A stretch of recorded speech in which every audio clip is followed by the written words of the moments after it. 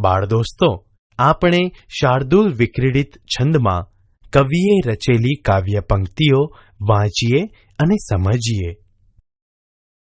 ઉગે છે સુરખી ભરી રવિ મૃદુ હેમંતનો પૂર્વમાં, ભૂરું છે નભ સ્વચ્છ સ્વચ્છ દિસતી એકે નથી વાદળી.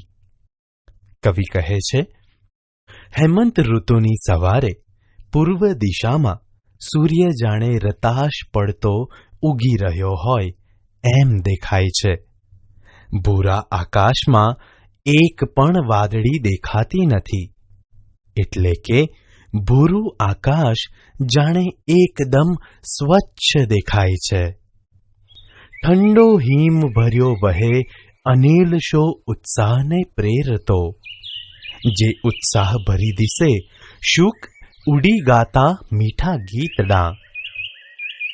કવિ કહે છે, ઠંડો પવન આવા વાતાવરણમાં જાણે ઉત્સાહ વધારી રહ્યો છે અને એ ઉત્સાહને ભરીને મીઠા મધુર ગીતો ગાતા ઉડી રહેલા દેખાય છે.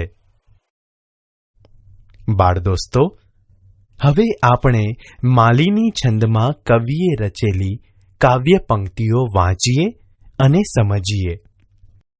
મધુર સમય તેવે ખેતરે શેલડીના, રમત કૃષિવલોના બાલ નાના કરે છે.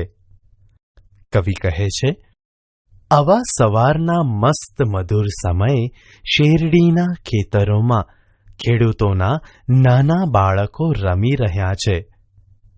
કમલવત ગણીને બાલના ગાલ રાતા, રવિ નીજ કર તેની ઉપર ફેરવે છે. કવિ કહે છે, ત્યારે સૂર્ય જાણે પોતાના હાથ એટલે કે પોતાના કિરણો બાળકોના કોમળ રાતા ગાલને કમળ જેવા ગણીને તેની ઉપર ફેરવે છે. બાળ દોસ્તો, હવે આપણે અનુષ્ટુપ છંદમાં કવિએ રચેલી કાવ્ય પંક્તિઓ વાંચીએ અને સમજીએ. વૃદ્ધ માતા અને તાત તાપે છે શગડી કરી, અહો કેવું સુખ જોડું કરતાએ નિર્મ્યું દિશે. કવિ કહે છે, સવારના સમયે વૃદ્ધ માતા અને વૃદ્ધ પિતા સગડી કરીને તાપણી કરે છે, જે જોઈને કવિ કહે છે, વાહ, ઈશ્વરે કેવું સુખી જોડું બનાવ્યું છે. બાળ દોસ્તો, હવે આપણે વસંત તિલકા છંદમાં કવિએ રચેલી કાવ્ય પંક્તિઓ વાંચીએ અને સમજીએ. ત્યાં દૂર દૂર નજરે ઉડતી પડે છે ને અશ્વ ઉપર ચડી નર કોઈ આવે. કવિ કહે છે, બાળકો રમી રહ્યા છે, વૃદ્ધ દાદા દાદી તાપણું કરી રહ્યા છે. ત્યાં દૂર ધૂળ ઉડતી દેખાય છે, જાણે કોઈ માણસ ઘોડા પર બેસીને આવતો દેખાય છે. ટોળે વળી મુખ વિકાસી ઊભા રહીને તે અશ્વને કુતૂહલે સહુ બાલ જોતા. કવિ કહે છે, બધા બાળકો ભેગા થઈને આશ્ચર્યથી તે ઘોડેસવારને જોઈ રહ્યા છે. બાળ દોસ્તો, હવે આપણે મંદાક્રાંતા છંદમાં કવિએ રચેલી કાવ્ય પંક્તિઓ વાંચીએ અને સમજીએ. ધીમે ઉઠી શિથિલ કરને નેત્રની પાસ રાખી, વૃદ્ધ માતા નયન નબળા ફેરવીને જુએ છે. કવિ કહે છે, વૃદ્ધાવસ્થાને કારણે અશક્ત થયેલી માતા ધીમેથી ઊભી થઈને પોતાનો નબળો હાથ પોતાની આંખો ઉપર મૂકીને પેલા ઘોડેસવારને જુએ છે ને તેનો એ પ્રિય પતિ હજુ શાંત બેસી રહીને જોતા ગાતો શગડી પરનો દેવતા ફેરવે છે. કવિ કહે છે, અને એ સ્ત્રીનો પ્રિય પતિ હજુ શાંત બેસી રહ્યો છે ને સગડી પરનો દેવતા આમ તેમ ફેરવી રહ્યો છે. બાળ દોસ્તો, હવે આપણે અનુષ્ટુપ છંદમાં કવિએ રચેલી કાવ્ય પંક્તિઓ વાંચીએ અને સમજીએ. ત્યાં તો આવી પહોંચ્યો એ અશ્વ સાથે યુવાન ત્યાં. કૃષિક એ ઉઠી ત્યારે આવો બાપુ કહી ઊભો. એટલામાં તો તે યુવાન ઘોડા સાથે ત્યાં આવી પહોંચ્યો. વૃદ્ધાને ઉભેલી જોઈ ત્યારે વૃદ્ધ ખેડૂત પણ આવો બાપુ એમ કહી ઊભો થયો. બાળ દોસ્તો, હવે આપણે શાર્દૂલ વિક્રીડિત છંદમાં કવિએ રચેલી કાવ્ય પંક્તિઓ વાંચીએ અને સમજીએ. લાગી છે મુજને તૃષા, જલ જરી દે તું મને બોલીને. અશ્વેથી ઉતરી યુવાન ઊભીને ચારે દિશાએ જુએ. મને તરસ લાગી છે, તમે મને થોડું પાણી આપો. એમ બોલીને યુવાન ઘોડેથી નીચે ઉતરે છે ને ખેતરમાં ચારે બાજુએ જુએ છે. મીઠો છે રસભાઈ શેલડી તણો એવું દયાથી કહી. માતા ચાલી યુવાનને લઈ ગઈ જ્યાં છે ઊભી શેલડી. ત્યારે શેરડીનો રસ મીઠો છે ભાઈ એવું દયાથી કહીને વૃદ્ધ માતા યુવાનને જ્યાં ઊભી શેરડી છે ત્યાં લઈ ગઈ. બાળ દોસ્તો, હવે આપણે વસંત તિલકા છંદમાં કવિએ રચેલી કાવ્ય પંક્તિઓ વાંચીએ અને સમજીએ. પ્યાલું ઉપાડી ઊભી શેલડી પાસ માતા, છુરીવતી જરીક કાતડી એક કાપી. ત્યાં શેર છૂટી રસની ભરી પાત્ર દેવા, ને કંઈ વિચાર કરતો નર તે ગયો પી. વૃદ્ધ માતા પ્યાલું ઉપાડી શેરડી પાસે ઊભી રહી અને છરી વડે શેરડીની જરીક એવી એક કાતડી કાપી. ત્યારે તેમાંથી રસની ધાર છૂટતાં આખું પ્યાલું ભરાઈ ગયું અને તે યુવાનને આપ્યું. તે યુવાન કંઈક વિચાર કરતો હોય એમ તે રસ પી ગયો. બાળ દોસ્તો, હવે આપણે અનુષ્ટુપ છંદમાં કવિએ રચેલી કાવ્ય પંક્તિઓ વાંચીએ અને સમજીએ. બીજું પ્યાલું ભરી દેને, હજુ છે મુજને તૃષા, કહીને પાત્ર યુવાને માતાના કરમાં ધર્યું. કવિ કહે છે, મને હજુ તરસ લાગી છે, બીજું પ્યાલું ભરી આપો ને. એમ કહીને યુવાને પ્યાલું વૃદ્ધ માતાના હાથમાં મૂક્યું. બાળ દોસ્તો, હવે આપણે મંદાક્રાંતા છંદમાં કવિએ રચેલી કાવ્ય પંક્તિઓ વાંચીએ અને સમજીએ. કાપી કાપી કરી ફરી અરે કાતડી શેલડીની, એકે બિંદુ પણ રસ તણું કેમ હાવા પડે ના.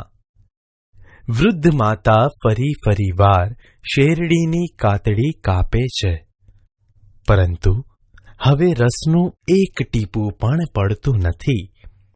શું કોપ્યો કે પ્રભુ મુજ પરે, આંખમાં આંસુ લાવી. બોલી માતા વળી ફરી છુરી ભોંકતી શેલડીમાં.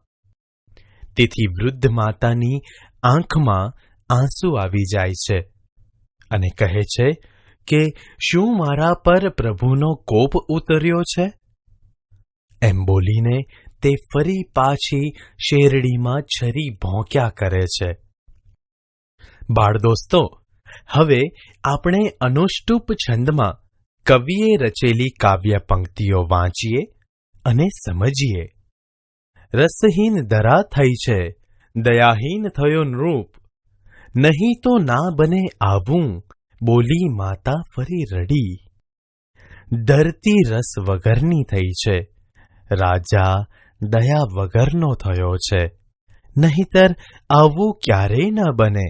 એમ બોલી માતા ફરી પાછી દુઃખી થઈને રડી પડી. બાળ દોસ્તો, હવે આપણે વસંત તિલકા છંદમાં કવિએ રચેલી કાવ્ય પંક્તિઓ વાંચીએ અને સમજીએ. એવું યુવાન સુણતા ચમકી ગયો ને. માતા તણે પગ પડી ઉઠીને કહે છે, એ હું જ છું નૃપ, મને કર માફ બાઈ. એ હું જ છું નૃપ, મને કર માફ ઈશ. માતાના એવા શબ્દો સાંભળતા જ યુવાન ચમકી જાય છે. તે તરત જ માતાના પગમાં પડે છે અને પછી ઊભા થઈને કહે છે, હે માં, એ રાજા હું જ છું, મને માફ કરો. હે ઈશ્વર, એ રાજા હું જ છું, મને માફ કરો. બાળ દોસ્તો, હવે આપણે શાર્દુલ વિક્રીડિત છંદમાં કવિએ રચેલી કાવ્ય પંક્તિઓ વાંચીએ અને સમજીએ. પીતો તો રસ મિષ્ટ હું, પ્રભુ અરે ત્યારે જ ધાર્યું હતું. આ લોકો સહુ દ્રવ્યમાન નક્કી છે, એવી ધરા છે અહીં. છે જોએ મુજ ભાગ કંઈ, નહીં સમો તે હું વધારું હવે. શા માટે બહુ દ્રવ્ય આ ધનિકની પાસેથી લેવું નહીં? યુવાન કહે છે, અરે પ્રભુ, હું જ્યારે સ્વાદિષ્ટ રસ પીતો હતો ત્યારે જ મનમાં ધાર્યું હતું કે આ સર્વ લોકો નક્કી જ ખૂબ ધનવાન છે, કેમ કે અહીંની ધરતી કંઈક આવી જ છે. તો પણ મને તેમની ઉપજમાંથી કંઈક નજીવો જ ભાગ મળે છે. તો હું હવે મારો કરવેરો વધારી દઉં. આ ધનવાન ખેડૂતો પાસેથી શા માટે વધારે કરવેરો ન વસૂલ કરું? બાળ દોસ્તો, હવે આપણે ઉપેન્દ્ર વજ્રા છંદમાં કવિએ રચેલી કાવ્ય પંક્તિઓ વાંચીએ અને સમજીએ. રસે હવે દે ભરી પાત્રબાઈ, પ્રભુ કૃપાએ નકીએ ભરાશે. યુવાન વૃદ્ધ માતાને કહે છે, માં, હવે રસથી આ પાત્ર ભરી દે. પ્રભુ કૃપાથી એ નક્કી જ ભરાઈ જશે. સુખી રહે બાઈ, સુખી રહો સૌ, તમારી તો આશીષ માત્ર માગું. માં, તમે સુખી રહો, તમે સહુ સુખી રહો. હું તો હવે માત્ર તમારા આશીર્વાદ જ માંગું છું. બાળ દોસ્તો, હવે આપણે વસંત તિલકા છંદમાં કવિએ રચેલી આ કાવ્ય પંક્તિઓ વાંચીએ અને સમજીએ. પ્યાલું ઉપાડી ઊભી શેલડી પાસ માતા, છુરી વતી જરી જ કાતડી એક કાપી.